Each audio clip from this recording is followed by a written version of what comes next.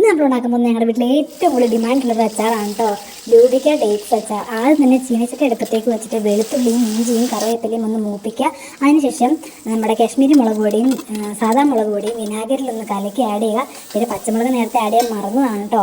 ഇതൊന്ന് മൂത്ത് വന്ന് കഴിയുമ്പോഴേക്കും നമ്മൾ നമ്മുടെ പെരിഞ്ജീരകം പൊടിച്ചതും ഉലുവാപ്പൊടിയും പിന്നെ കടുകും ഒന്ന് ചെറുതായിട്ട് ചൂടാക്കി ഒരു മിക്സിയിൽ ഒരു കറക്കി എടുത്തതും കൂടെ ഉണ്ട് ആഡ് ചെയ്യണത്.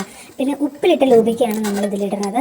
പിന്നെ ഉപ്പ് ജസ്റ്റ് ഒന്ന് ചെക്ക് ചെയ്തിട്ട് ആവശ്യമാണെങ്കിൽ കുറച്ചും കൂടെ ആഡ് ചെയ്ത് കൊടുക്കുക.